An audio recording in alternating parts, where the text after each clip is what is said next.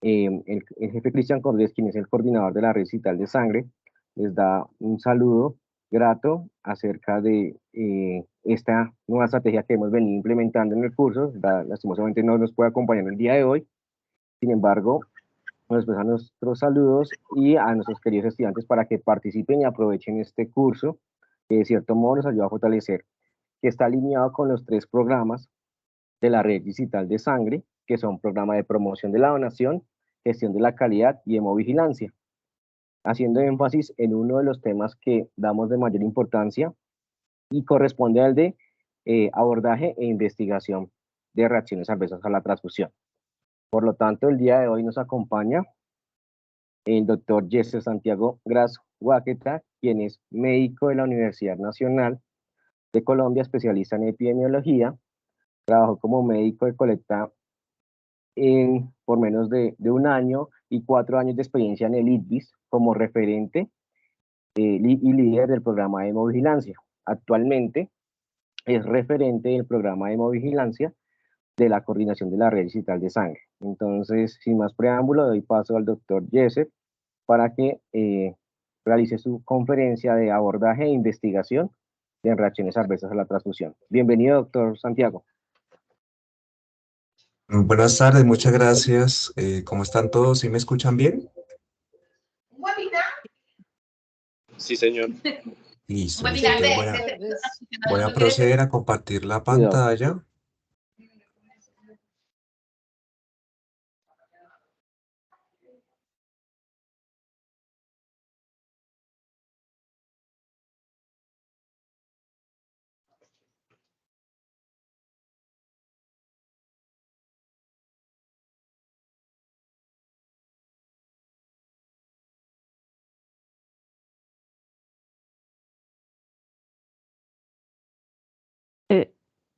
Doc, Doctor, ahí no qué lo pena escuchamos. se le silenció el micrófono.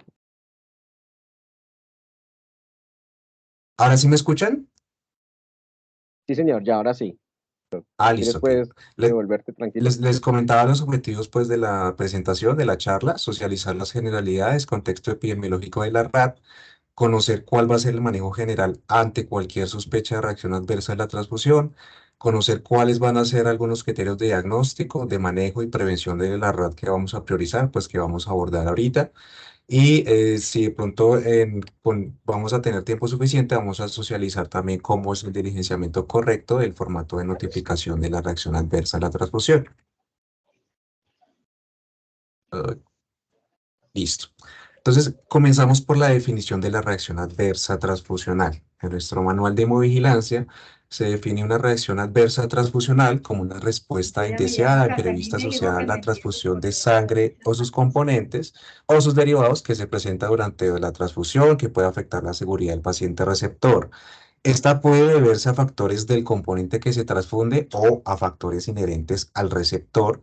Tiene una severidad que va desde eventos menores, como por ejemplo vamos a hablar ahorita de las reacciones alérgicas leves, hasta eventos que comprometen la vida, que pueden llevar incluso a la muerte de los pacientes. Desde el punto de vista clínico, cualquier nuevo síntoma, cualquier nuevo cambio en los signos vitales que ocurra en el paciente dentro de las 24 horas que se realiza una transfusión debe considerarse una reacción adversa transfusional hasta que se pruebe lo contrario. Aquí lo que traemos a colación es el histórico de la tasa de notificación de reacciones adversas a la transfusión en nuestro país. Esto es un dato del Instituto Nacional de Salud.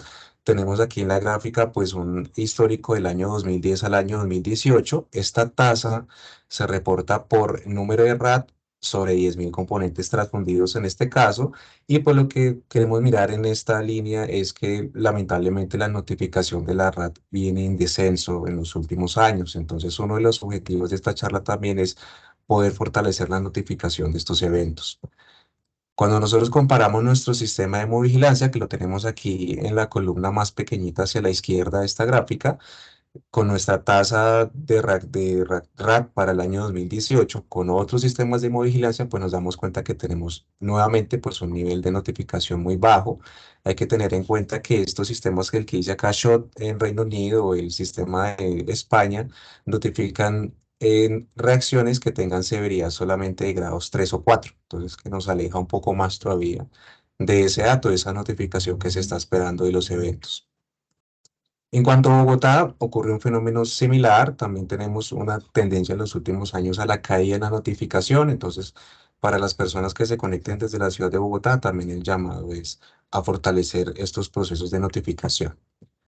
Esta imagen es únicamente para traer a colación que para el año 2020 casi que un tercio de los departamentos del país no realizaban notificación alguna de reacciones adversas a la transfusión, mientras que la ciudad de Bogotá pues era el lugar en el que más tasa de notificación había de estos eventos.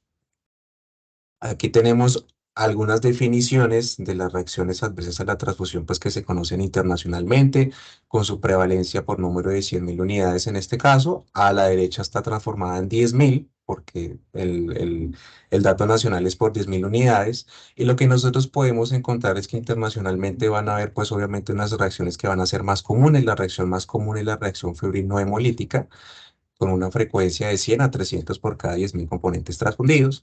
Luego va a seguir la reacción alérgica, con una frecuencia de 11 por cada 10.000 componentes transfundidos. Y pues después viene una serie de reacciones que pues algunas las vamos a hablar más adelante, la idea no es llegar ahorita con el detalle de cada una de estas. Aquí tenemos estas reacciones, pero ya a nivel nacional, ya notificadas entre los años 2018 y 2020, y nos damos cuenta que en la notificación nacional se invierten los papeles. La reacción alérgica pasa a ser la más notificada en estos 3 años con un total de 2.321 casos. En segundo lugar tenemos la reacción febril no hemolítica con un total de 919 casos, y luego vienen otras complicaciones de la transfusión. En cuanto al manejo general, ¿qué podemos decir? Por normatividad está contemplado que en nuestro país el médico tratante debe estar presente al menos durante los primeros 15 minutos de la transfusión. Ante la aparición de algún nuevo síntoma, algún cambio en los signos vitales del paciente durante o después de la transfusión, si el médico ya no se encuentra, debe ser avisado pues, para que pueda evaluar a nuestro paciente. La estrategia inicial de este manejo también consiste en detener la transfusión si todavía se está realizando. Debemos asegurar un acceso venoso disponible. Este debe ser un acceso venoso distinto al acceso que se está usando para realizar la infusión del componente. Debemos evaluar al paciente para determinar la necesidad de medidas de soporte de la función renal, cardiovascular o respiratoria y dar tratamiento sintomático. Esto básicamente hace referencia a lo que realizamos en la evaluación de personas en emergencias, el ABCDE. Y pues este paso, como lo dije anteriormente, lo debe realizar el médico. Debemos siempre verificar que la etiqueta del producto sanguíneo, la identificación del paciente, pues sean correctos. Debemos asegurarnos que no estemos transfundiendo una sangre que no es correcta, un hemocomponente que no era para este paciente. Debemos dar aviso al servicio de gestión pretransfusional que está ocurriendo esta reacción y debemos devolver la bolsa del producto que se estaba transfundiendo para los análisis que se van a realizar posteriormente. Cuando estemos sospechando posibles reacciones hemolíticas o posibles transfusiones de componentes incorrectos, si ya evidenciamos en el paso anterior que era un componente incorrecto, debemos tomar muestras de sangre y orina. Ahorita más adelante vamos a ver en detalle qué exámenes vamos a solicitar pues, para estas dos muestras. Y también muy importante que dejemos siempre documentada la reacción en la historia clínica, que hagamos una nota adicional donde especifiquemos la sintomatología que se presentó, el manejo que se va a dar, los exámenes que se van a solicitar para su investigación. Si se escucha muchísima interferencia, por favor que le cierren los micrófonos a los demás. Por favor, cierra los micrófonos. Doctor Santiago, ¿no lo escuchamos? Si quieres, nuevamente puede activar tu Ya, micrófono. porque ¿ahora sí hay me escuchan? interferencia. Ya, sí, señor. Listo. La diapositiva anterior quedó explicada, ¿cierto? Sí, sí, señor. Si quieres, puedes volver Ok. ahí para que podamos enlazar. Gracias, Doc. Listo. Entonces pasamos a la revisión de las reacciones alérgicas, que como vimos anteriormente en nuestro país son las reacciones más frecuentemente reportadas. Son reacciones de hipersensibilidad de tipo 1, suelen aparecer dentro de las 4 horas de la transfusión y están más frecuentemente asociadas a la transfusión de plaquetas. Los síntomas que producen se debe a la liberación de histamina por parte de los basófilos y mastocitos presentes en el hemocomponente.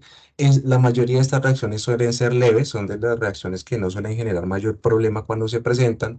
Se generan con urticaria, enrojecimiento de la piel, rascado. En algunas ocasiones puede haber angioedema, esto quiere decir hinchazón de los tejidos de los ojos, periocular, de los labios, de la úvula, de la lengua.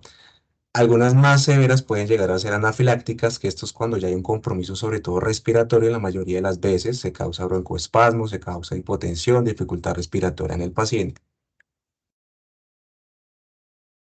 En las reacciones leves, podemos hacer un manejo con antihistamínicos únicamente, de tipo H1, tiene un nivel de evidencia grade 1A, esto puede dar alivio a los síntomas en estos casos.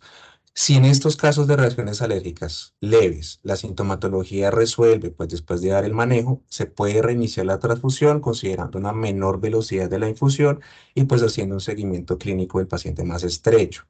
Sin embargo, si la sintomatología reaparece, aparecen síntomas distintos a manifestaciones únicamente cutáneas, perdón, ya ahí sí debemos definitivamente suspender la transfusión. Para el caso de las reacciones anafilácticas, pues es el manejo de cualquier reacción anafiláctica. Se maneja principalmente con adrenalina. Esto tiene un nivel de evidencia grade 1A. Podemos coadyuvarnos con los antihistamínicos, broncodilatadores, glucocorticoides antihistamínicos, según el protocolo que tengamos establecido en nuestra clínica para el manejo. El diagnóstico, por supuesto, de las reacciones alérgicas es clínico. Hay un examen que nos puede ayudar a confirmar lo que son los niveles de triptasa en sangre, pero si lo vamos a realizar, debemos tener en cuenta de realizarlo antes de 2 horas de que hayan ocurrido los síntomas, porque esta es la vía media, pues, de este elemento en la sangre. Puede realizarse un test de activación de basófilos realizado con la sangre del paciente y la sangre residual transfundida. También es otra estrategia si queremos confirmar sobre todo las reacciones más severas, pues de manera paraclínica. En los pacientes que tengamos con antecedentes de reacciones alérgicas, debemos hacer un monitoreo muy estrecho, siempre y cuando sepamos pues, que van a recibir múltiples transfusiones. Para estos pacientes no hay evidencia de que la administración previa de antihistamínicos o glucocorticoides pueda servir de algo. Recordemos que esto es para las alergias leves. Sin embargo, para los pacientes con reacciones alérgicas moderadas a severas, este grupo sí se puede beneficiar de los antihistamínicos, incluso de los glucocorticoides, que es muy usado en la práctica clínica, aunque específicamente los glucocorticoides no tengan tanta evidencia en este momento. También podemos realizar algunas medidas preventivas a través de procedimientos que minimizan el contenido de plasma de las unidades, que es remover el plasma del hemocomponente por procesos de lavado, de centrifugación o el uso de soluciones aditivas en plaquetas. Esto tiene un nivel de evidencia grade 1C. En todo paciente con reacción anafiláctica debemos descartar la deficiencia de algunas proteínas séricas. Es muy común, algunas veces se ha reportado. Esto se debe a deficiencias en la inmunoglobulina A, en el receptor, deficiencias de aptoglobina y otros posibles tipos de alergias. En los casos de esta deficiencia de inmunoglobulina A y haya una presencia de anticuerpos antiinmunoglobulina A pues en el receptor, a pesar de que no haya una historia de reacción anafiláctica, se puede realizar un uso de componentes sanguíneos lavados o deficientes de IgA, aunque pues algunos autores todavía debaten esta conducta. Entonces pasamos a la primera reacción más frecuente internacionalmente, a la segunda más frecuente en nuestro país, que es la reacción febril no hemolítica. Se caracteriza por una fiebre, es decir, una temperatura más de 38 grados, con una elevación de al menos 1 grado de la temperatura basal antes de la transfusión, sin hemólisis. Esta puede estar acompañada de escalofríos, taquipnea, ansiedad, dolor de cabeza, hipertensión y malestar general que ocurre también dentro de las 4 horas de la transfusión. Se han descrito 2 posibles causas de este tipo de reacciones. La reacción febril no hemolítica inmunomediada es aquella en la que los síntomas se atribuyen a la liberación de unos pirógenos que se encuentran en los leucocitos, en los glóbulos blancos del paciente del receptor, que interaccionan a partir de los anticuerpos y antígenos del donante. La reacción febril no inmunomediada se debe a una liberación de citoquinas que se acumulan durante el almacenamiento del hemocomponente. El diagnóstico de esta reacción, de este tipo de reacción, es muy importante aclararlo, es un diagnóstico de exclusión. ¿Qué quiere decir de exclusión? Que antes de poder decir que se trata de una reacción febril no hemolítica, debemos buscar otras posibles explicaciones. ¿Qué otras posibles explicaciones? Debemos buscar signos de hemólisis, signos de infección principalmente. Esta hemólisis debe descartarse no únicamente a través de la evaluación clínica del paciente, sino a través de pruebas de laboratorio. Se recomienda realizar test de antiglobulina directa, es decir, la prueba de COX directo, el chequeo visual de plasma en busca de hemólisis y debemos confirmar el grupo ABO. Podemos dar el manejo sintomático, el uso de antipiréticos es apropiado. Paracetamol pues es un medicamento que, por ejemplo, tiene un amplio perfil de seguridad en estos casos. En casos de temblores podemos usar también meperina o Demerol. En los pacientes que no presenten mejoría, una vez interrumpimos la transfusión para administrar los antipiréticos, que registren también una elevación igual o superior a 2 grados desde la insulina de base, o que tienen algunos signos que nos hagan sospechar de infección bacteriana, debemos excluir una reacción séptica transfusional, especialmente si se trata de transfusiones de hemocomponentes de plaquetas. En este caso, debemos indicar el cultivo del componente sanguíneo. Cuando la evaluación realizada no encuentre otra probable causa, los test de hemólisis sean negativos, ahí sí podremos realizar el diagnóstico de reacción febril no hemolítica. Cuando ya hemos realizado este diagnóstico de exclusión, será decisión del médico si reinicia la transfusión o no. Esto es de acuerdo, pues, por supuesto, a la condición clínica del paciente. Un argumento a favor de reiniciar el procedimiento es que vamos a reducir la exposición de número de donantes de este receptor, sobre todo para el caso de transfusiones de plaquetas.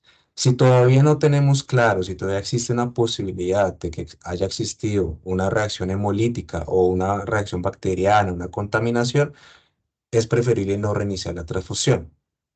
Debemos tener en cuenta que mientras se realiza esta investigación, pues según nuestro manual de hemovigilancia, contamos con unos tiempos que no debemos superar para terminar de administrar los hemocomponentes. Estos tiempos son de 4 horas para los eritrocitos desde su despacho en el servicio, para el caso de las plaquetas, 30 minutos. Para el caso de plasma y crioprecipitados, este tiempo no debe superar, siempre y cuando se refrigeren, 12 horas. Aunque la eficacia de la medicación preventiva es controversial, también es una práctica ampliamente realizada. Algunos autores recomiendan incluso en contra de su uso. El uso de antipiréticos pretransfusionales puede realizarse en pacientes febriles por sus patologías de base para completar la transfusión. No se recomienda transfundir pacientes febriles porque justamente si aparece alguna otra sintomatología se puede solapar y digamos que la investigación de cuál fue la causa se va a hacer más difícil. Entonces la idea es que ante un paciente febril podamos controlar su fiebre para poder realizar la transfusión. Estrategias que han demostrado reducir la aparición de los eventos de reacción febril no hemolítica son la leucodepresión, es decir, la filtración de los componentes, y la reducción del plasma de los componentes sanguíneos, que es la misma modificación que se realiza para reducir también las posibles alergias. Pasamos a las reacciones hemolíticas, que están muy relacionadas, porque tienen una sintomatología en ocasiones muy similar a las reacciones febriles no hemolíticas y es uno de los entes que debemos descartar ante la aparición de fiebre. Entonces, estas producen signos, síntomas y hallazgos de laboratorio compatibles con un incremento de la destrucción de los glóbulos rojos. Esta hemólisis puede ser intra o extravascular. Se clasifican según la temporalidad en que ocurren. En agudas, se ocurren dentro de las 24 horas de la transfusión. Pueden ser de causa inmune, por incompatibilidad de anticuerpos ABO, a presencia de anticuerpos irregulares, o no inmunes, que la bomba de infusión esté fallando, que se haya usado inapropiadamente un calentador no indicado de pronto para hacerlo, que haya uso de concomitante de soluciones hipotónicas o incompatibles, por ejemplo, que en la misma línea se esté administrando al paciente dextrosa. Todo esto debe ser parte pues, de la investigación posterior de estos casos. Las transfusiones, las reacciones hemolíticas retardadas, que son las que ocurren desde las 24 horas hasta los 28 días luego de la transfusión, y otra clasificación que se llama las retardadas serológicas, que son también conocidas como la aloinmunización. Sin embargo, aclarar que estas reacciones retardadas serológicas realmente no suelen generar signos de hemólisis. Se asocia una mayor mortalidad a volúmenes de sangre transfundidos mayores a 200 mililitros. Sin embargo, se han reportado muertes hasta con volúmenes de 25 mililitros, especialmente pues, en niños, en población pediátrica.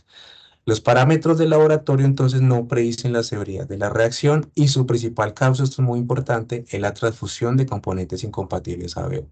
Por eso una de las cosas que siempre debemos hacer ante el manejo general de cualquier reacción, pues es confirmar la identidad de nuestro paciente, la identidad de nuestra bolsa, que sean los componentes correctos.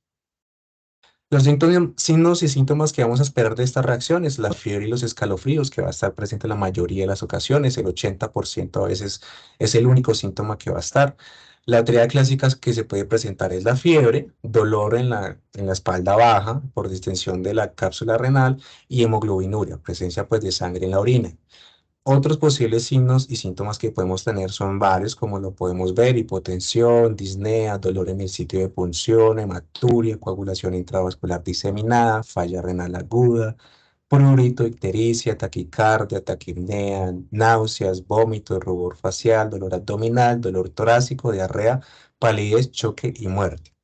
Entonces vemos que es una reacción que tiene una amplia gama de sintomatología que se puede presentar, entonces debemos estar muy atentos. Por eso es que ante cualquier signo o síntoma que ocurra, debemos hacer una investigación si se relaciona temporalmente con una transfusión.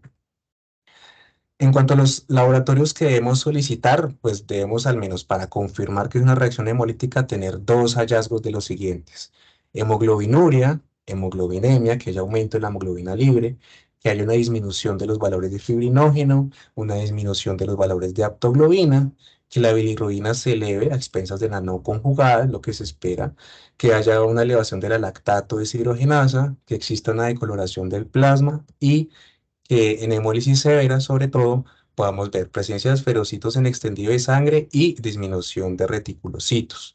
Nuevamente, debemos repetir las pruebas cruzadas, las pruebas de clasificación de grupo sanguíneo y RH, debemos hacer CUMS directo y algunos manuales, como los de FDA, recomiendan hacer un test de elusión si las otras pruebas no nos aclaran todavía el diagnóstico. Aquí en la imagen, pues lo que podemos ver es cómo se observaría un plasma que ha sufrido hemólisis. Entonces, las reacciones hemolíticas, por supuesto, son emergencias médicas. Uno de sus principales órganos son el riñón, pueden generar fallas renales agudas, pueden generar, como ya lo vimos antes, coagulación intravascular diseminada. No tienen un tratamiento específico. Sin embargo, algunos de sus objetivos de tratamiento es lograr una resucitación con líquidos para una diuresis de 0,5 a 1 mililitro kilogramo hora, que nuestro paciente mantenga los niveles adecuados de potasio, una normocalemia, que su pH en orina sea mayor o igual a 6,5, que su presión arterial sea normal, que sus niveles de plaquetas sean mayores o iguales a 20.000 por milímetro cúbico, que sus niveles de fibrinógeno sean mayores a 100 miligramos por decilitro.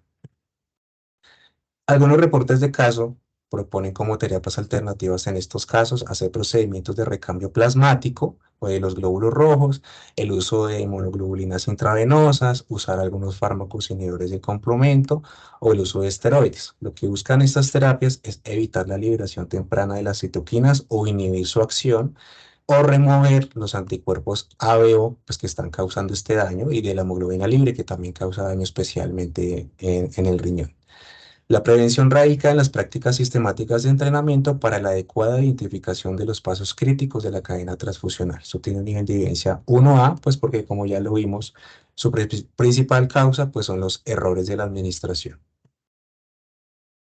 Pasamos a otra entidad que está asociada con mucha mortalidad, que es la sobrecarga circulatoria asociada a la transfusión, comúnmente conocida como TACO por sus siglas en inglés. Constituye una de las causas más comunes de muerte asociada a la transfusión, 76,9% para el sistema SHORT de Reino Unido en 2020. Esto está compartido con las transfusiones retardadas, y 29% en FDA para el 2019. Esto también está compartido con los casos de TRALI, que lo vamos a ver más adelante.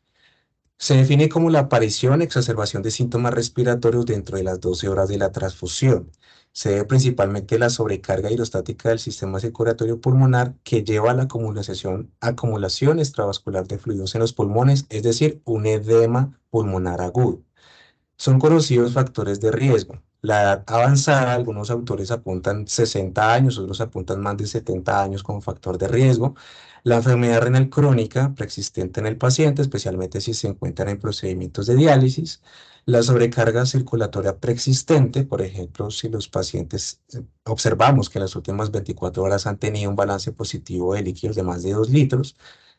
Condiciones que ameriten pues disfunciones cardíacas, si se están transfundiendo grandes volúmenes y si estamos usando velocidades aumentadas de transfusión. Son los identificados como factores de riesgo de esta sobrecarga circulatoria. Para el año 2018 se actualizaron estos criterios y quedaron como los siguientes. Entonces son pacientes con dificultad respiratoria aguda o empeoramiento de la misma y o evidencia de edema pulmonar o su empeoramiento con 3 de los siguientes criterios, son 5 posibles, deben estar presentes. Entonces, el criterio A, y pues haya dificultad respiratoria aguda o empeoramiento, esto lo vamos a evidenciar clínicamente por taquipnea, aumento de la frecuencia respiratoria, disnea, la dificultad respiratoria, cianosis, coloración azulada pues de los extremos de los pulpejos de los dedos, desaturación, broncoespasmos, sibilancias. Criterio B, evidencia del edema pulmonar agudo de empeoramiento basado en un examen clínico, que a la auscultación pulmonar tengamos crépitos, que el paciente tenga ortopnea, que auscultemos un tercer sonido cardíaco, que en las personas que están intubadas, que tienen ventilación mecánica, haya salida de esputo espumoso rosáceo, y o una imagen diagnóstica que nos ayude, especialmente lo que más se realiza es la radiografía de tórax.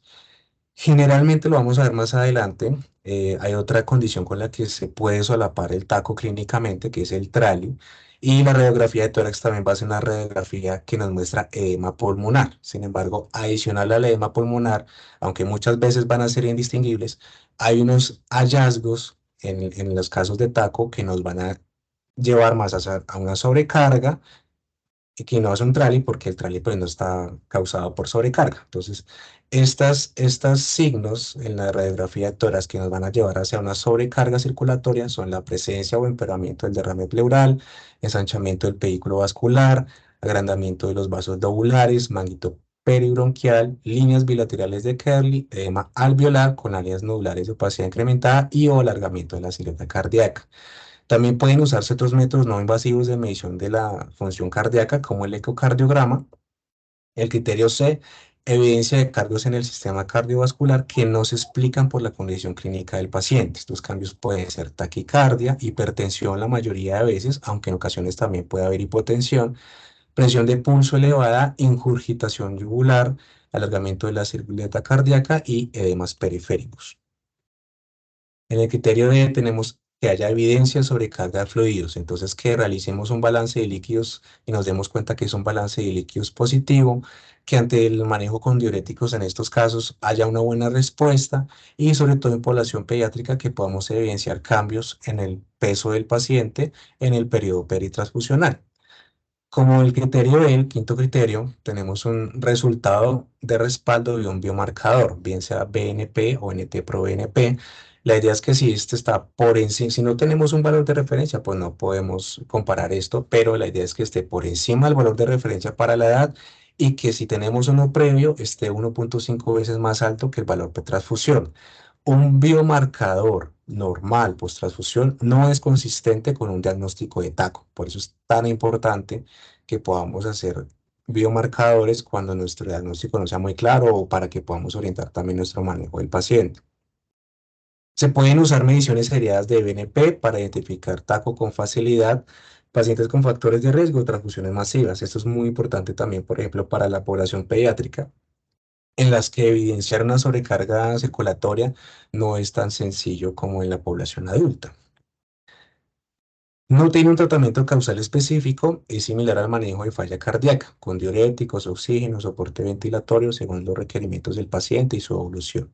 Su prevención se basa en detectar los pacientes que tienen esos factores de riesgo que ya vimos cuáles son, para poder instaurar unas tasas de infusión más lentas, que se transfundan componentes en promedio de 3 a 4 horas, y para hacer un uso profiláctico de los diuréticos. Las tasas de transfusión recomendadas para prevenir TACO por algunos autores puede ser, en presencia de algún factor de riesgo, transfundamos los componentes en una velocidad menor a 85 mililitros hora. En ausencia de factores de riesgo, transfundamos los componentes en una velocidad menor a 120 mililitros hora. Entonces pasamos a la segunda entidad que es similar clínicamente al TACO, que es la lesión pulmonar aguda asociada a la transfusión. También se asocia a altos niveles de mortalidad, tiene una mortalidad en más o menos el 10% de los casos. Sus siglas en inglés son TRAL. Entonces consiste en el desarrollo de lesión pulmonar aguda caracterizada por la evidencia de edema pulmonar no cardiogénico, que es la gran diferencia del otro edema del TACO, que ocurre dentro de las 6 horas de la transfusión. Es otra de las diferencias. Suele ser un cuadro mucho más agudo el TRALI que el TACO, que va hasta las 12 horas de la transfusión. Su patogénesis aún permanece incomprendida, sin embargo, pues se postula el modelo de 2 golpes de Tuchit para explicar la ocurrencia de estos eventos. El primer golpe es un desorden clínico en el paciente que causa activación del endotelio pulmonar, recluta neutrófilos en el pulmón. Una de estas condiciones pueden ser sepsis, cirugía, transfusiones masivas. Se reconocen como factores de riesgo este primer evento. Niveles elevados de interleuquina 8, cirugía hepática, abuso crónico de alcohol, choque, elevada presión, pico en ventilación mecánica, el hábito de fumar y nuevamente el balance de líquidos positivos. El segundo evento resulta de la transfusión como tal del componente sanguíneo. Esto hace activar los neutrófilos que estaban reclutados en el pulmón, conlleva la liberación de especies reactivas de oxígeno, dañan la vasculatura pulmonar. Como resultado, pues los capilares aumentan su permeabilidad y hay extravasación de fluidos, generando este edema pulmonar no cardiogénico.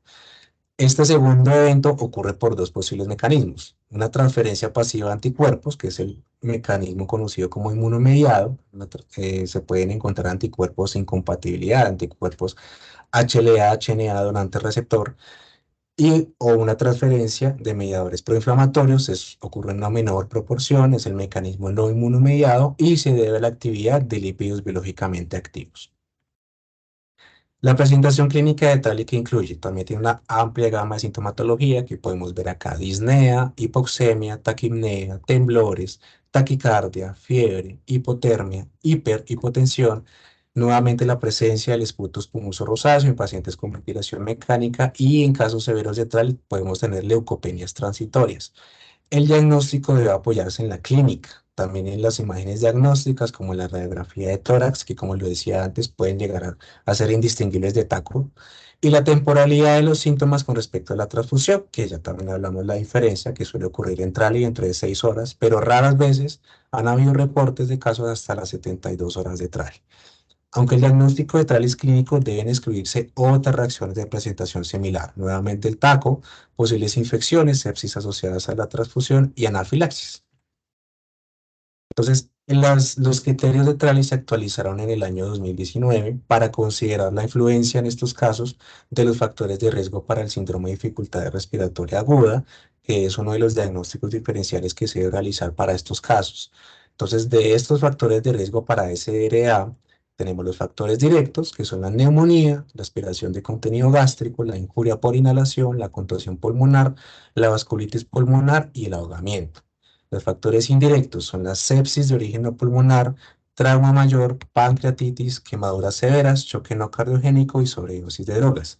Entonces, ¿por qué va a ser importante esto? Porque la existencia o no de estos factores directos o indirectos de SRA nos van a poder permitir clasificar en la investigación de los casos de Trali qué tipo de Trali va a ser. Entonces, ¿cómo funciona esto? Un Trali de tipo 1 van a ser los pacientes que no tienen factores de riesgo de síndrome de dificultad respiratoria aguda, que además cumplen los siguientes criterios. Entonces, el criterio A1, que sea de inicio agudo, por supuesto, que exista hipoxemia, definida como una PAFI menor de 300 o una saturación de oxígeno menor de 90% del ambiente, que exista una imagen con evidencia clara de edema pulmonar bilateral, que no haya evidencia, este punto es muy importante, no haya evidencia de hipertensión auricular izquierda en caso de estar presente, se juzga que no es el principal contribuyente a la hipoxemia. Los autores que realizaron la nueva clasificación de Trali recomiendan que en la medida posible esta evaluación de la hipertensión auricular izquierda se haga de manera objetiva con el uso de imágenes diagnósticas, ojalá ecocardiograma, u otras medidas más indirectas, como puede ser el uso de biomarcadores o la presión de arteria pulmonar en personas que aún de pronto tengan algún tipo de cateterismo y se pueda medir. El criterio B, que el inicio sea dentro de las 6 horas de la transfusión. La idea es que estas investigaciones las podemos terminar antes de las 24 horas del inicio de síntomas. No debe existir entonces, para que sea un Trali tipo 1, la relación temporal con un factor de riesgo alternativo para síndrome de dificultad respiratoria aguda. El Trali tipo 2, entonces van a ser los pacientes que tienen algún factor de riesgo de síndrome de dificultad respiratoria aguda, que no han sido diagnosticados o que ya tienen un SDRA moderado, se juzga por una PAFI de 200 a 300 y que empeoran su estado respiratorio. Se juzga que es debido a la transfusión basado en que cumplan los mismos hallazgos de las categorías A y B de Trali tipo 1, entonces recordémoslo rápidamente, entonces que sea de inicio agudo, que haya hipoxemia, que tenga imagen de edema pulmonar bilateral, que no haya evidencia de hipertensión auricular izquierda, que haya ocurrido dentro de las 6 horas y que antes de las 12 horas de la transfusión tenían un estado respiratorio estable. Esos son los pacientes que clasificaríamos como un TRALI de tipo 2. En los pacientes que tenían factores de riesgo de CRA, que lo desarrollan dentro de las 6 horas de transfusión, pero que sí tenían un empeoramiento de su estado respiratorio en las últimas 12 horas antes, los vamos a clasificar es como SDRA. Tratamiento del TRALI es de soporte, al igual que con el TACO. Se administra oxígeno suplementario, ventilación mecánica según se necesite con el paciente, estrategias restrictivas del volumen corriente en pacientes ventilados y medidas restrictivas de fluidos. Tiene esto un nivel de evidencia grade 1A. Algunos pacientes incluso pueden llegar a requerir procedimiento de oxigenación por membrana extracorpórea ECMO. A diferencia de TACO, el uso de diuréticos puede ser dañino porque causa hipotensión y su uso debe evitarse. Con esta recomendación, pues claro, también vamos a tener en cuenta el contexto del paciente. Si el paciente tiene una indicación del diurético por otra causa, pues debemos sopesarlo clínicamente qué le conviene y qué no le conviene.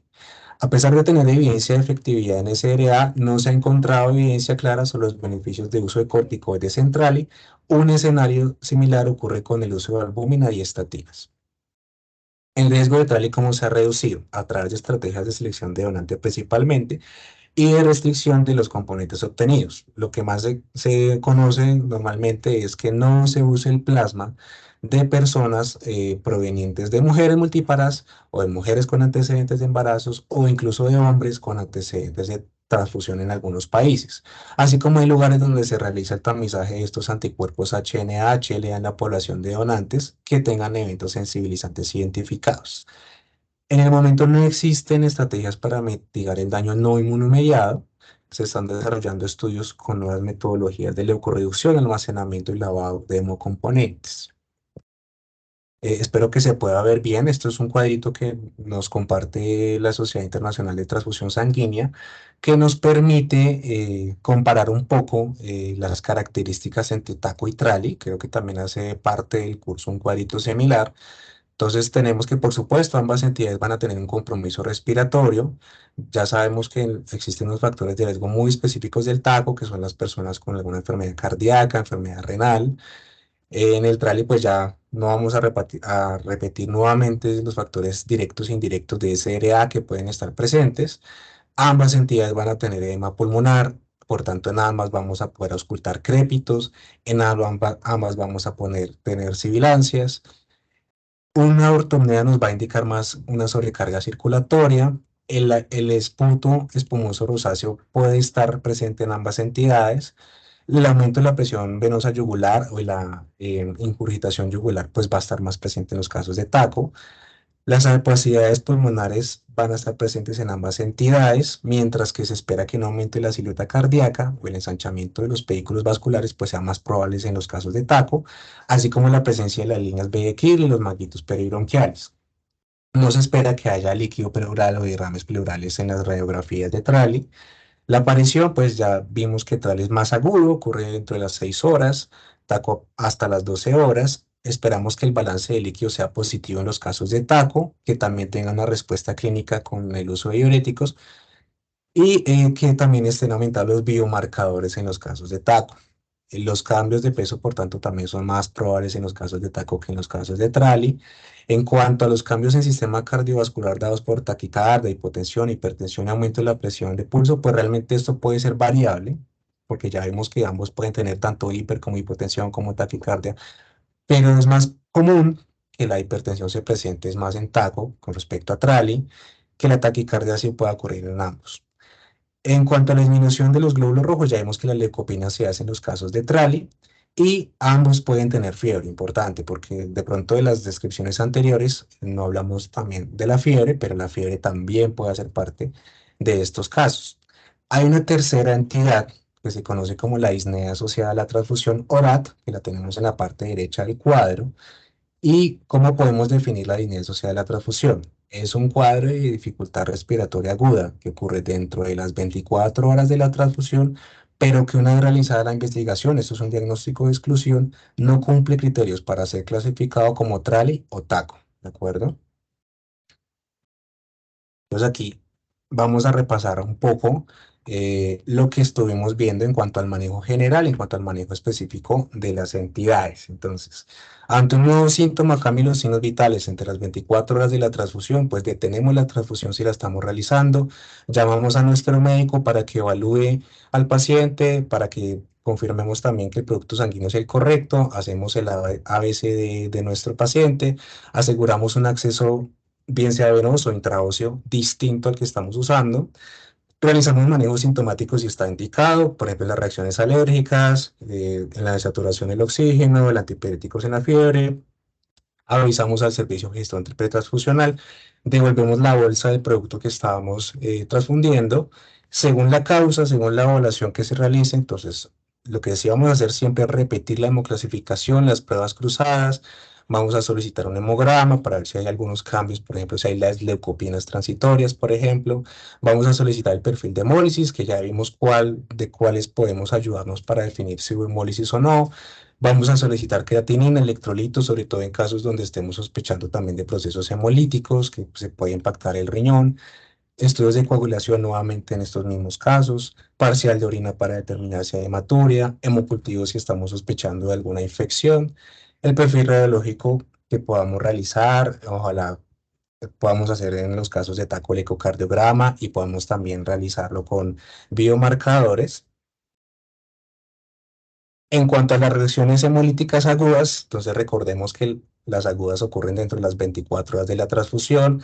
Se espera que al menos un síntoma esté presente, entonces nuevamente el dolor en la espalda, los escalofríos, los temblores, la coagulación intravascular diseminada, la epistaxis, la fiebre, la hematuria, la hipotensión, la anuria, oligoanuria, dolor o ardor en el sitio de función y la falla renal, y además dos de los siguientes hallazgos de laboratorio, como ya lo vimos también más adelante: disminución del fibrinógeno, disminución de la aptoglobina, aumento de la bilirrubina, aumento de la lactato deshidrogenasa. Podemos también tener hemoglobinuria, hemoglobinemia, decoloración del plasma de la hemólisis, esferocitos en el extendido sanguíneo. Y además, si tenemos la prueba de Cons positiva para los anti-IgG o anti-C3 y un test de elusión positiva para los inmunomediados, o en nuestra investigación encontramos que nuestros test serológicos eran normales o eran negativos, pero confirmamos la causa física: daño del calentador, daño de la bomba de infusión, se estaba diluyendo con otro componente, con dextrosa, daño mecánico, daño químico. La resucitación nuevamente con líquidos con los objetivos de tratamiento pues que ya vimos anteriormente, y repasamos la entidad relacionada, que puede ser la reacción febril no hemolítica. Aparece entre las 4 horas de la transfusión, es una fiebre de más de 38 grados con un cambio en el valor pretransfusional del menos 1 grado centígrado. Puede también presentarse únicamente con escalofríos y temblores. Entonces aquí excluimos de reacciones transfusionales, administramos manejo sintomático, y nuevamente, si no hay mejoría con el manejo sintomático, si la elevación de temperaturas de 2 o más grados, consideramos el cultivo, la adición de Gram del producto sanguíneo para descartar la sepsis transfusional, especialmente si estamos transfundiendo plaquetas. Cuanto a la reacción séptica transfusional, que no la vimos anteriormente, pero aquí la tenemos en resumen y la estuvimos tocando un poco su abordaje en la reacción febril no hemolítica. Entonces, su aparición es durante las 4 horas de la transfusión, se caracteriza por fiebre, temblores, hipotensión u otros signos de respuesta inflamatoria sistémica, más uno de los siguientes al menos debe evidenciarse: que se evidencia el patógeno del producto sanguíneo transfundido, que se evidencia el patógeno en el donante en el momento de la donación, que se evidencia el patógeno en un componente adicional de la misma donación, es decir, que otra persona resulta infectada, entonces llaman al banco de sangre, que se adquirió una infección a través del componente y se hace la trazabilidad de este donante. Evidencia el patógeno en un receptor adicional de otro componente de la misma donación, es lo que hablaba ahorita, y no otras exposiciones al patógeno evidenciadas en el receptor. Y cualquiera de las dos siguientes: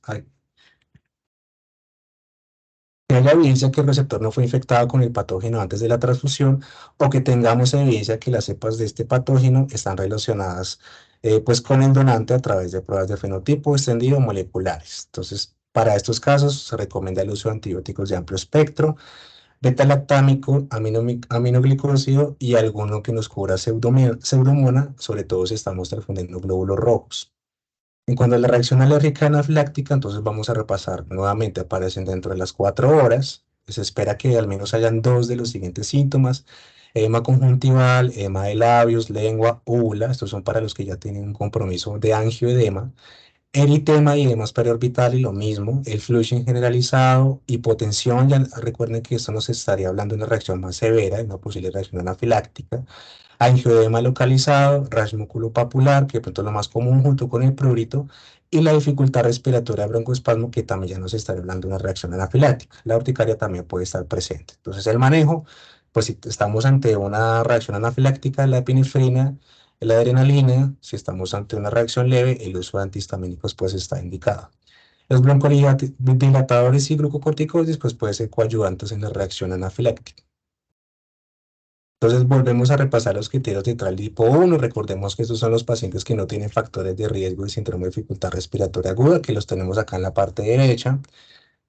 Entonces aparecen los síntomas agudamente entre las 6 horas de la transfusión. Acá los autores agregan que obviamente no había una evidencia de daño previo a la transfusión, la hipoxemia, la evidencia radiológica de filtrados pulmonares bilaterales, no evidencia la hipertensión auricular izquierda, y que en caso de estar presente se juzga que no es contribuidor a la hipoxemia. Nuevamente la idea es que esta hipertensión la podamos objetivar con algún paraclínico, ecocardiograma. No existe relación temporal con factores de riesgo de CRA. Y el TRALI tipo 2 son los que tienen algún factor de riesgo, cumplen los criterios de TRALI tipo 1, pero su estatus pulmonar era estable en las 12 horas previas a la transfusión. Pues nuevamente las medidas son de soporte, la oxigenoterapia, ventilación mecánica, la oxigenación por membrana extracorpórea en algunos casos, y valorar que el uso de diuréticos no se realice. En el caso de TACO, entonces aparece entre las 12 horas de la transfusión, al menos 3 de los posibles 5 criterios deben estar presentes. Nuevamente, la dificultad respiratoria aguda, la evidencia del edema pulmonar, los cambios cardiovasculares no explicados por condición médica de base, la evidencia de sobrecarga de fluidos o el resultado de un biomarcador positivo. Y nuevamente el tratamiento, el manejo se da es con medidas de soporte, mantener la diuresis, realizar oxigenoterapia o ventilación mecánica si se requiere. Y por supuesto el uso de diuréticos. A ver si nos da un poquito el tiempo. Creo que alcanzamos a revisar rápidamente para las personas que nos encontramos en Bogotá, pues cuál es el diligenciamiento adecuado de nuestro formato de notificación de reacciones adversas. Entonces, pues eso es más o menos lo que nos vamos a encontrar cuando vayamos a realizar la notificación. La notificación debe ser iniciada por el médico tratante. Entonces, ¿qué vamos a colocar? En la parte de identificación que podemos ver acá en la pantalla, vamos a diligenciar el nombre de la institución, el servicio hospitalario, el nombre del profesional que realiza el reporte, su cargo, la fecha. Pues vamos a tener la identificación de nuestro paciente, sus nombres, apellidos, su número de identificación, su tipo de identificación, su sexo, su fecha de nacimiento, su edad, su dirección, sus teléfonos, su EPS, su tipo de afiliación, su departamento y la ciudad donde reside. En cuanto a la historia clínica, ¿qué datos vamos a tener? Los antecedentes transfusionales, si los tiene. En caso de que los tenga, pues cuál es la fecha de la última transfusión, si tenemos antecedentes de reacción adversa transfusional. En caso de que la tengamos, cuál es la fecha de la última RAT, y ojalá podamos anotar también pues qué tipo de RAT estuvo relacionada con ese antecedente. En cuanto a las mujeres, pues sus antecedentes obstétricos, cuál es nuestro diagnóstico principal del paciente, cuáles son sus otros diagnósticos, cuál es, en el caso que se haya administrado medicación previa, si se administró, cuál es esta medicación, por qué se realiza la transfusión, cuál es la indicación y cuál es nuestro grupo sanguíneo y RH del paciente. En cuanto a los datos de la reacción adversa, pues tenemos cuál es la fecha de la transfusión, cuál es la hora de inicio, cuál es la fecha de la reacción, cuál es su hora de inicio, momento de presentación, si fue durante o después de la reacción, cuánto tiempo pasó pues desde que se inició la transfusión hasta la reacción, los signos y síntomas clínicos que se presentaron, los signos vitales pretransfusionales, posttransfusionales, la descripción de la sintomatología que se haya presentado. En cuanto a la información del componente, acá ya lo que podemos hacer es ayudarnos de las personas del servicio de gestión pretransfusional para que nos ayuden a complementar esto. Obviamente, pues de pronto el personal médico no va a estar familiarizado con esta parte, pero la idea es que podamos hacer pues esta cooperación para completarlo adecuadamente. Entonces vamos a hablar del componente sanguíneo que se haya transfundido, si fue modificado, qué tipo de modificación tenía, por qué especialidad se estaba indicando, la trazabilidad en cuanto al componente, qué banco de sangre lo distribuyó, cuál era sus pruebas pretransfusionales, cuál era su número de identificación, su fecha de vencimiento, cuántos mililitros estábamos administrando antes de que se presentara la RAT y entonces cuánto duró nuevamente la transfusión. Vamos a diligenciar acá nuevamente, esto también va a competir al médico, que es el manejo médico. La parte izquierda, lo de rechequeo, prueba cruzada con director rastreos de anticuerpos, se va a realizar también dependiendo de la reacción, sobre todo cuando estemos sospechando de transfusiones erróneas, reacciones hemolíticas, debemos sí o sí hacerlo siempre para todas las reacciones y diligenciarlo. El manejo médico, pues describimos qué manejo requiere el paciente frente a su sintomatología. Vamos a realizar una clasificación preliminar, entonces vamos a determinar de esa pequeña investigación si hubo un posible error en la cadena transfusional, si podemos definir inicialmente el caso, ahorita más adelante nos ayuda la herramienta a poder definir esto, la severidad también nos ayuda más adelante la herramienta. Si se remite el caso para evaluación del comité transfusional, pues la idea es que ojalá, dependiendo también el número de reacciones que se reporten, ojalá todos los casos sean evaluados o presentados al comité transfusional, el nombre del médico que realiza la transfusión y su registro médico y su firma. Entonces, lo que les decía que nos ayuda un poco a definir los casos en la parte de resultados de análisis y conclusiones, pero esto se va a diligenciar una vez ya se haya hecho la investigación completa, una vez ya se haya presentado al comité transfusional y se haya definido qué tipo de caso es, cuál es su severidad. Pues aquí tenemos estas convenciones que nos van a poder ayudar a clasificar tanto la severidad como la imputabilidad también de la reacción. Por último, vamos a localizar dentro de nuestra cadena transfusional cuál pudo ser el proceso al que podemos añadir el riesgo que se presentó. En el caso de que no se presente, pues no, lo colocamos sin clasificar. Y por último, lo que vamos a realizar, pues es un resumen de las acciones que realizamos, pues en caso de que hayamos encontrado algún aspecto que mejorar. Muchas gracias. No sé si tengan dudas, preguntas. Muchas gracias, doctor, por la capacitación y el tema, abordaje de investigación de reacciones adversas a la transfusión. Nosotros escribimos en el chat si habían algunas preguntas. Agradecemos por el espacio brindado el día de hoy. Tenemos aquí una pregunta, te la voy a leer, a ver si de pronto hay alguna otra, Sí. y poder ya, por cenar de tiempo, poder culminar esta conferencia. Entonces, te agradecen principalmente por la capacitación y mencionan que porque una una antiseudomona en caso de transfusión de glóbulos rojos, como es el manejo de profilaxis en el manejo de antibióticos en casos de sospecha de infección relacionada con reacción adversa a la transfusión.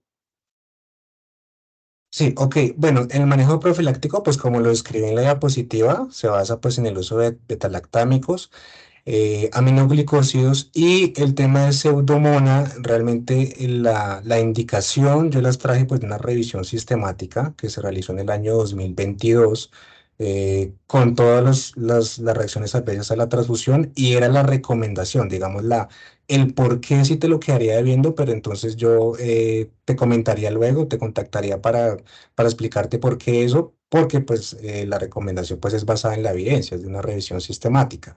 Pero entonces sí me faltaría aclararte específicamente por qué ese cubrimiento. Perfecto, doctor. Muchas gracias por la aclaración. Acá tenemos otra pregunta de la doctora Marta Pérez, que menciona qué tipo de reacción puede causar el transfundir plasmas no isogrupo. Bueno, en cuanto a la transfusión de plasma incompatible ABO, debemos tener en cuenta que lo que está indicado es que sea siempre isogrupo dependiendo de la disponibilidad. Nosotros, las reacciones que podemos tener son unas reacciones de sensibilización, digamos, no es tanto, no hace referencia a reacciones hemolíticas ni reacciones graves, pero sí podemos generar una serie de sensibilizaciones en nuestros receptores. Debemos tener en cuenta que esto debe ser únicamente en casos de que no tengamos disponibilidad del componente isogrupo. Ok, perfecto. Muchísimas gracias. Acá tenemos otra pregunta que dice la doctora Andrea Maecha, con respecto al análisis de un caso donde la evidencia excluye el hemocomponente, la severidad puede ser como 3, ya que la reacción del paciente es grave, pero no por el hemocomponente. De pronto el doc puede revisar mucho el chat. Sí, la gravedad y la imputabilidad son cosas diferentes. Si la sintomatología que se generó en el paciente y que tenemos pues sospecha o que hubo la sospecha de que generó una severidad que requirió intervención médica para salvar la vida, severidad 3, pero la imputabilidad diferente no, digamos, no es incoherente clasificarlo de esta forma. Si yo excluyo la reacción, no tengo que clasificar una severidad 1 porque excluí la reacción. La severidad únicamente obedece es al compromiso al que estuvo sometido el paciente por la sintomatología, por el cuadro clínico que se presentó. Pero si mi imputabilidad después es excluida, no es incompatible. Hola, Doc, buenas tardes. Andrea Maecha del Sí. Hospital de la Victoria. Hola, Sí, ¿cómo es que estás? con un caso porque no sabía si podía dejarlo como, o sea, se excluye el caso porque no hubo relación, Sí, no hubo relación la transfusión del hemocomponente, sin embargo, la sí, reacción del paciente como tal sí fue severa y sí se requirió pues la intervención médica, sin embargo, en la imputabilidad sí se le deja como excluido a que no hay una sí. evidencia concluyente con que haya sido pues con respecto o gracias al hemocomponente que el paciente presentó esa reacción. Pero si tenía esa duda, sí se podía dejar como el grado 3 y Sí. imputabilidad pues excluido porque no fue por el hemocomponente. Sí, son características de la investigación diferentes. Ah, listo. Gracias, Doc. Vale. Doc, solamente última pregunta que tenemos, como que se pueda mencionar claro para los asistentes, que les quede claro de acuerdo al abordaje del día de hoy, cuál es la diferencia principal entre TACO y TRALI, para que les quede claro este La tema. causa del edema. El edema en taco va a estar asociado a un edema cardiogénico, a una sobrecarga circulatoria de nuestro corazón. No va a poder bombear adecuadamente pues, los fluidos, la sangre, y va a hacer que se acumule el agua, por decirlo así, en los pulmones. Mientras que en el trali no va a ser así. En el trali va a ser por esta presencia de estos leucocitos, de estos neutrófilos que están en el endotelio pulmonar, que genera una reacción con la transfusión que dañan nuestros capilares pulmonares. Entonces, digamos, esa es la gran diferencia. Su causa es diferente. Su sintomatología es muy parecida, pero su manejo, como podemos ver, por tanto, su causa es diferente, también es distinta. Perfecto, muchísimas gracias. Creo que no tenemos más preguntas en el chat Con de gusto. la reunión. Queremos agradecerle pues por el espacio brindado y agradecer a todos los estudiantes del curso avanzado de medicina transfusional por esos seguros de la asistencia técnica. Recordarles que el curso finaliza el próximo 16 de noviembre, Sí. en el cual como estrategia se aumentó el tiempo para que lo pudieran desarrollar y de una u otra forma se quiso también abordar temas estratégicos en los cuales se permitan eh, fortalecer las competencias del talento humano en medicina transfusional, tanto a los profesionales de enfermería, bacteriología y medicina. Entonces, queremos agradecerles nuevamente el espacio y muchísimas gracias por su participación. Recordar el diligenciamiento del link de asistencia que compartió Álvaro Rocío del CDIS, y queremos agradecerle el espacio también al equipo del CDIS que nos colaboró para todo el acceso de la plataforma de ingreso y a ustedes en el desarrollo del curso.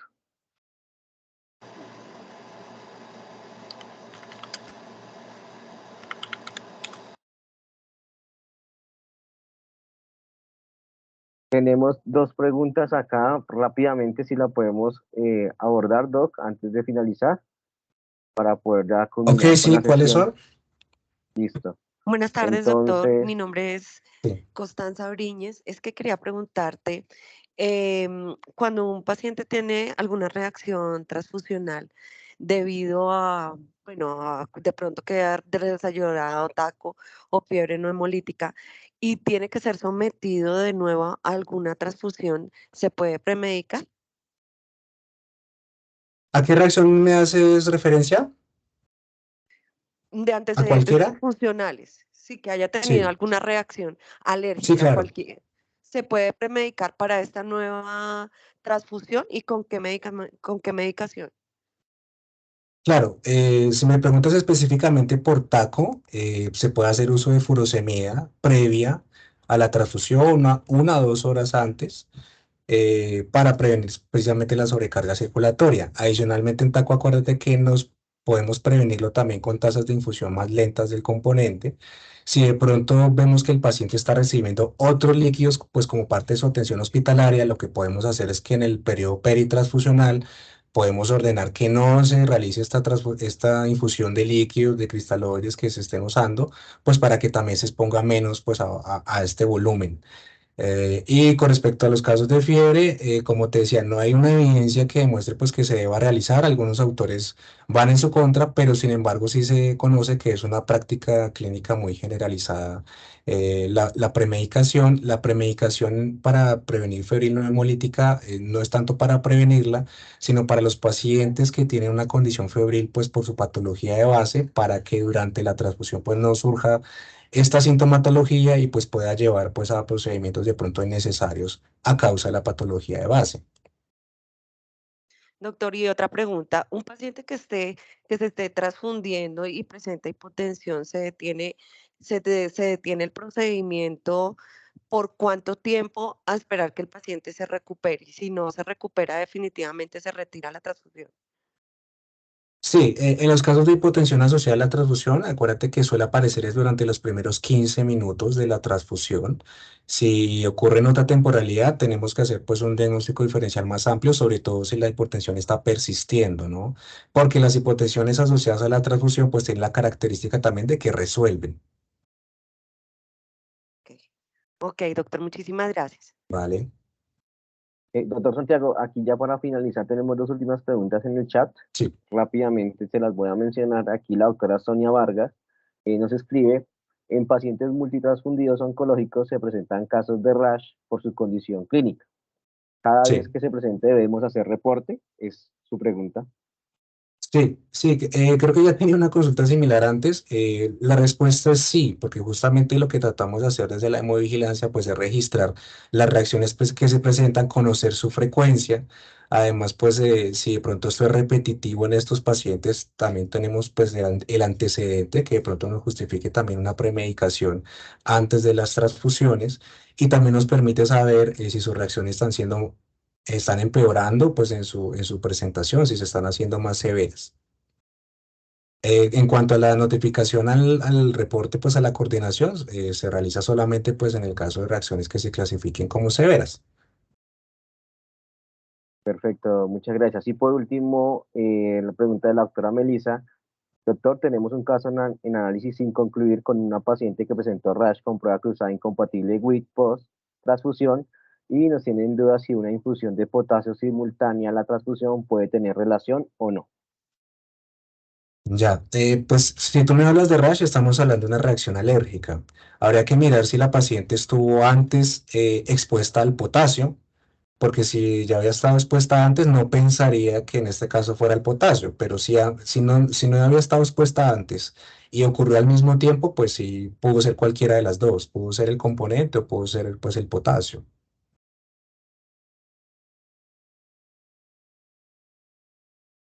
Perfecto, Doc. Entonces creo que no tenemos más preguntas en el chat y nuevamente pues agradecemos por el espacio brindado para la participación en la conferencia del doctor Santiago Gras en nombre de la Coordinación de la Red Digital de Sangre, la Secretaría Digital de Salud y en articulación con el apoyo del CDIS, quien es la entidad que hace seguimiento a los cursos virtuales de la Secretaría Digital de Salud. Agradecemos el espacio.